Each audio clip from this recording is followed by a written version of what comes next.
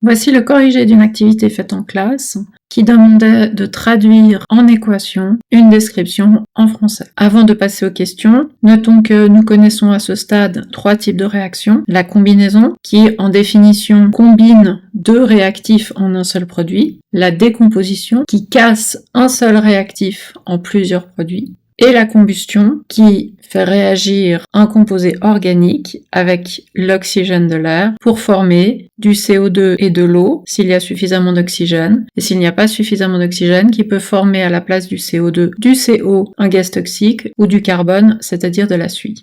Revenons maintenant aux 5 questions posées en classe, et pour utiliser cette vidéo comme une révision, n'hésitez pas après l'énoncé à la mettre sur pause, chercher la réponse, puis à la relancer. Première question, on vous demande de donner l'équation de formation de l'ammoniac à partir de ses corps purs simples. La formule de l'ammoniac a été apprise lors des cours précédents. Il s'agit de NH3. On vous parle ici de former de l'ammoniac. On la mettra donc à droite de la flèche réactionnelle comme produit.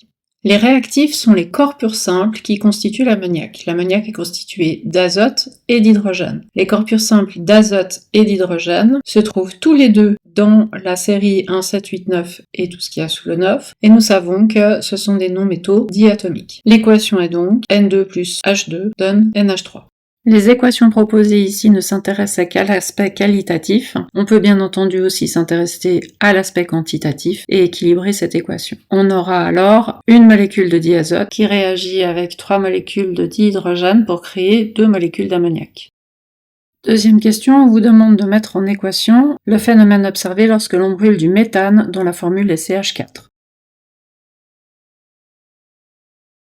Il s'agit ici d'une réaction de combustion. Le méthane est un composé organique qui va réagir avec le dioxygène de l'air et nous allons former du CO2 et de l'eau. L'équation n'est pas équilibrée, vous pouvez le faire pour vous entraîner. Vous obtiendrez alors des coefficients stoichiométriques de 1 pour le méthane, de 2 pour l'oxygène, de 1 pour le dioxyde de carbone et de 2 pour l'eau. Troisième question, on demande l'équation de la combustion de l'alcool éthylique, C2H6O, qui mène à la formation de suie. Nous avons à nouveau une combustion, c'est-à-dire une réaction avec du dioxygène. On va écrire à gauche l'alcool éthylique et le dioxygène, et à droite, pour une combustion, on devrait mettre CO2 et H2O. Mais ici, on nous indique qu'il y a formation de suie, et on sait que lorsqu'on manque d'oxygène, le CO2 peut être soit remplacé par du monoxyde de carbone, qui est un gaz toxique, soit carrément par du carbone, si ce manque d'oxygène est vraiment important. Nous remplaçons donc ici notre CO2 par C. Nous avons notre équation qualitative, et nous pouvons bien entendu chercher à compléter le côté quantitatif en équilibrant l'équation. Nous aurons alors un alcool pour 3 dioxygènes qui donneront 2 gaz carboniques et 3 molécules d'eau. Quatrième question, on vous demande de donner l'équation de décomposition du méthane en ses corps purs simples.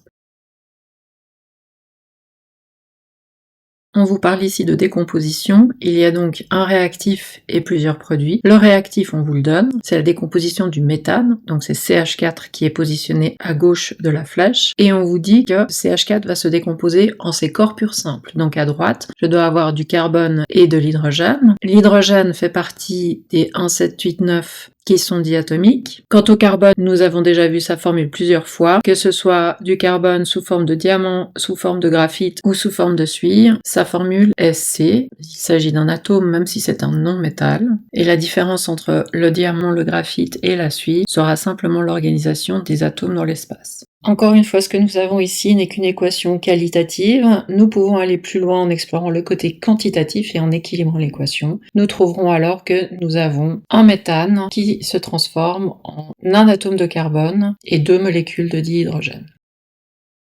Dernière question proposée. On vous propose la réaction NaCl donne Na+, plus Cl-, et on vous demande s'il s'agit d'une combinaison, d'une combustion, d'une décomposition, ou si ce n'est aucune de ces 3 réactions.